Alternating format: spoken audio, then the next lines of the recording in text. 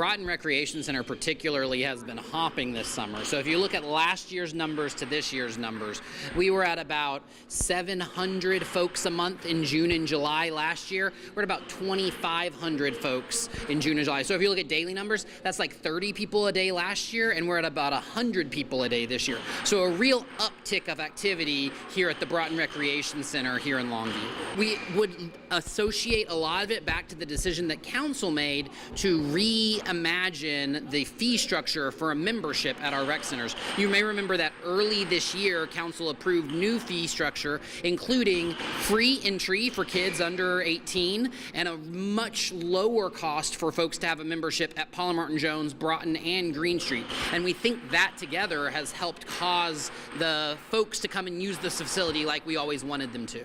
As far as the kids go, we're seeing a lot of like the 10 to 16-year-old range come and use it. But if you look at who that 2,500 folks a month who are coming is, that's about split evenly between youth and adults. So while certainly the youth are taking advantage of that free entrance that council gave them, there's a lot of adults in the community that said, oh, $50 a year for a membership, or less than $100 for a family membership, that's totally within my budget. I want to take advantage of this resource. There's cardio equipment, there's treadmills, there's bicycles, there's play equipment. We got foosball and air hockey, and of course the great basketball court. Right now as we're talking, there's a pickup game going with more than a dozen guys out on the floor playing basketball.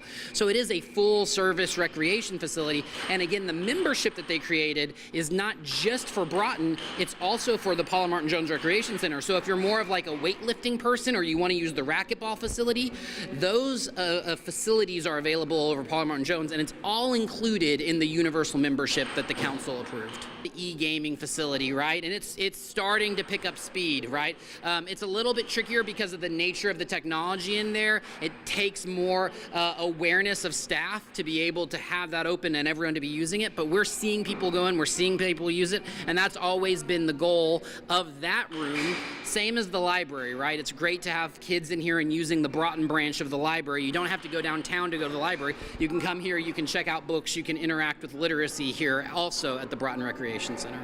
Part of the reason that the city invests in parks and rec centers and pools and all of these quality of life amenities is to provide spaces for the community to gather and to recreate and to make good use of their time, right? So whether it's playing basketball or interacting here, we love seeing the youth and the adults take advantage of this facility that, remember, the voters approved to upgrade as a part of the 2018 bond. So it's really great to see the voters' vision pay off with the use of this facility. We do hear about it from all the people who have memberships and who are coming in, right? And it's as we continue to have more folks come in, we continue to look at what do staffing levels need to be, when do people need to be here, are more people coming in the morning or afternoon? So we're always constantly evaluating and adjusting to make sure that this is as functional of a place as it can be and that we're meeting the needs of the residents who want to use it.